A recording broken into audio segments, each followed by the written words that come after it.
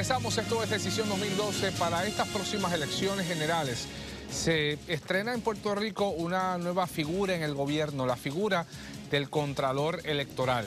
Fue designado mediante ley y juramentó en marzo pasado, y se encuentra con nosotros esta noche el señor Manuel Torres, exsecretario del Senado.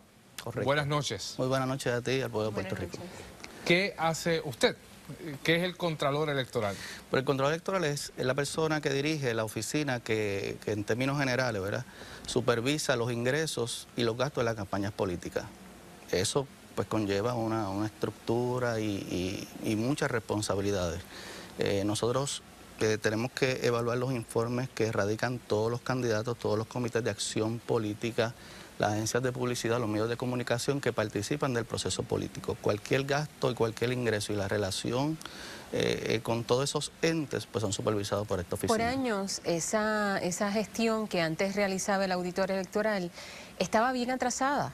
La revisión de todos esos informes venían a salir casi 4 años después, y eso impedía o impide, no sé cómo ustedes van a trabajar el asunto, pero impedía que se diera una rendición de cuentas apropiada previo al proceso electoral o durante el proceso electoral. ¿Cómo su oficina va a mejorar eso? Pues yo creo que había había varias razones por las que eso sucedía. Esta oficina es la sucesora de varias estructuras que a través de los años funcionaron. Inicialmente la oficina de auditoría de la Comisión Estatal de Elecciones auditaba también los informes de los candidatos. Eventualmente para el año 2000 se creó una nueva estructura de balance partidista. Esa estructura se sustituyó en el 2003 por lo que es la oficina del auditor electoral. Pero esa oficina de auditor electoral le respondía a la Comisión Estatal de Elecciones y a los comisionados electorales. Para que tú tengas una idea, esa ley del 2003, el auditor que esa ley creó se nombró en el 2005, porque los comisionados tuvieron 2 años para ponerse de acuerdo por el nombramiento. Pero peor que eso, los reglamentos para poner la ley en vigor se aprobaron en el 2007, porque los comisionados electorales tuvieron 4 años para ponerse de acuerdo sobre los reglamentos. Así que te puedes imaginar la incapacidad que tiene el auditor para poder ejercer sus funciones. Además, los recursos que tenía eran muy limitados. El número de empleados que tenía era muy limitado. ¿Usted tiene más recursos? Mucho más recursos, pero te voy a explicar. Todo lo que era asesoría legal, por ejemplo, él no la tenía allí.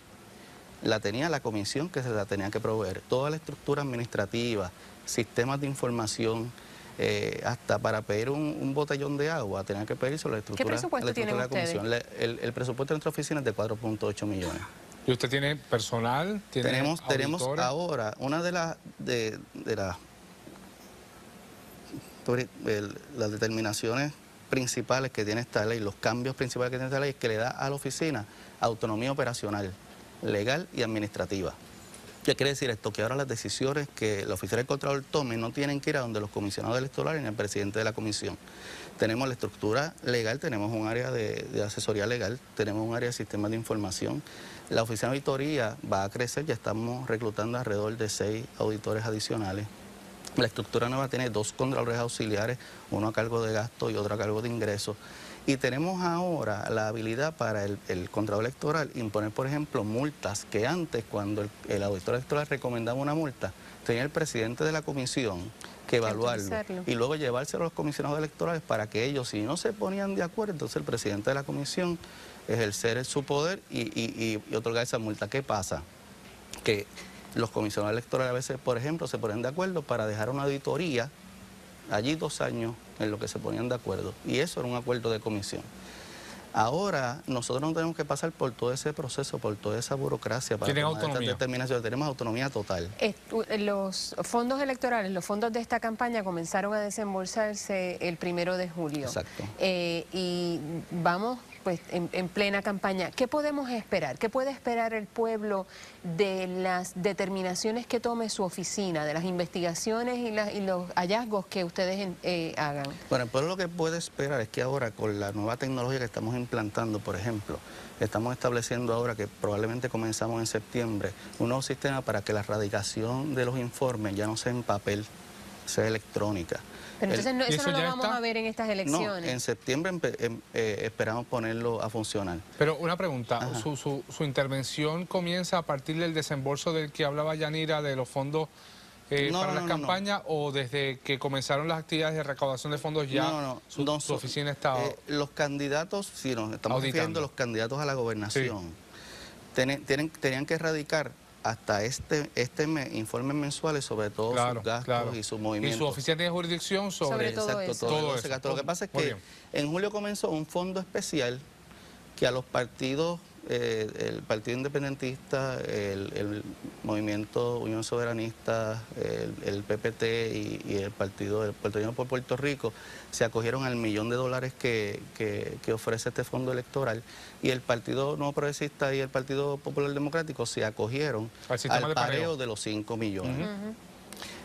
Y desde julio 1 ellos pueden utilizar ese fondo de pareo en el caso del PNP y el Partido Popular y los otros 4 partidos, ahora, el $1.000.000, pero lo que hicieron antes de eso también está bajo su claro. Y entonces la pregunta de Yanira, ¿qué debemos esperar de su oficina ahora? ¿Qué han hecho y en qué proceso están las investigaciones sobre los informes que ya se han presentado ante su oficina y ante la Comisión Estatal de Elecciones? Vamos a la respuesta suya cuando regresemos de la siguiente pausa. Estamos en Decisión 2012.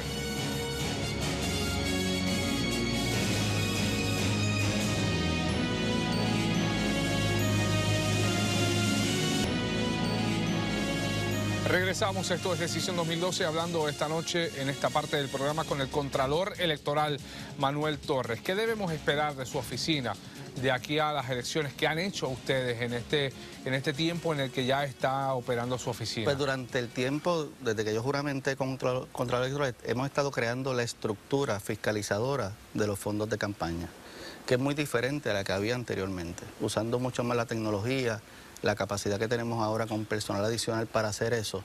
Una de las bases fundamentales de esta ley es asegurarnos que las campañas no se corran con deuda, no venga el financiamiento que hacían las agencias de publicidad y que fue objeto de cuestionamientos. Que trabajaban de gratis y después cobraban. A través de los años. Peor que eso.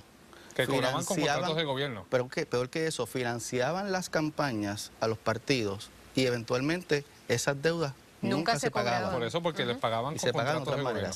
Ahora, nosotros hemos establecido reglamentación, cartas circulares que establecen que cuando usted va a hacer un gasto publicitario, usted tiene que llevar una certificación de que tiene el dinero suficiente en su cuenta para poder pagar esa pauta televisiva. Eso deja a los candidatos en una posición sumamente precaria, porque la manera en como ellos están acostumbrados a funcionar es que no tienen el dinero de momento. Pues, ellos hacen todos los gastos y después pagan. Pues ahora, tienen que pagar. Si tú no tienes el dinero, pues no puedes pautar. Pero tienes que tenerlo y pagar.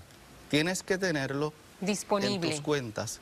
Y después que la agencia puede emitir el pago al medio de comunicación para hacer, sea televisión, sea radio, sea periódico, pero en 5 días ese partido tiene que haberle pedido a Hacienda que le haga el desembolso para pagarle a la agencia de publicidad. Y en 5 días, después que recibe ese cheque, tiene que haberle pagado a la agencia de publicidad. Y si no hiciera eso, nosotros podemos imponer multa desde $1.000 hasta $5.000 por cada infracción. Aparte de eso, ¿qué mecanismos investigativos tiene su oficina? En vista de que hemos visto en los casos de fraude electoral y de corrupción que han desfilado por nuestros tribunales, que es fácil burlar la ley electoral en la medida en que yo organizo una actividad de recaudación de fondos, convoco a un grupo de gente y de manera ficticia lavo una cantidad de dinero que no me dieron esa gente que vino a mi actividad. ¿Qué mecanismos investigativos usted tiene? O si simplemente van a revisar un papeleo que al final pues terminará legitimando lo que fue un fraude. Te voy a explicar cómo funciona la oficina. La oficina funciona en 2 etapas principalmente. En esta etapa que estamos ahora, nosotros recibimos periódicamente los informes que los candidatos, Comité de Acción Política, medios de comunicación, agencia de policía, etcétera, etcétera, rinden. Los auditores que están allí hacen una evaluación a prima facie de esos informes. y le hacemos unos señalamientos a esos candidatos. Pero también podemos encontrar unos defectos que vayan más allá de un señalamiento secundario. La oficina tiene capacidad para en ese momento comenzar una investigación y tenemos ahora la estructura legal para hacerlo y tenemos los recursos para contratar oficiales examinadores, para contratar investigadores, para contratar todo ese tipo de equipo que el auditor no tenía. Y yo lo que le exhorto a los candidatos es que hagan las cosas bien, que sigan la ley, que entiendan que los estamos fiscalizando y que esta oficina ahora tiene independencia de acción. Ya no van a poder ir a donde su comisionado electoral para decirle, hice esto incorrecto y me tienes que parar al auditor para que no pueda hacer nada, porque ahora esos comisionados electorales no tienen jurisdicción sobre esta oficina. ¿Y qué garantía tienen los candidatos, particularmente de oposición, para confiar en el trabajo de su oficina, viniendo usted de una posición de confianza del presidente del Senado, Tomás Rivera Schatz, del secretario de Estado, del hoy secretario de Estado, Kenneth McClintock? ¿Debe haber confianza en su trabajo? Mira, deben tener confianza en lo que yo voy a hacer. Le voy a decir por qué. Yo me siento muy orgulloso y fue un honor para mí ser secretario del Senado por 7 años, casi 8 años, era 7 años y medio, casi 8 años. Pero ahora yo estoy en un nuevo rol y cuando yo acepté la responsabilidad de este nombramiento, sabía en lo que estaba haciendo. Y yo tuve un respaldo bipartidista cuando mi nombramiento fue a la aprobación del Senado y de la Cámara, porque mi nombramiento tuvo que ser aprobado por 2/3 partes de los miembros de la Cámara y del Senado.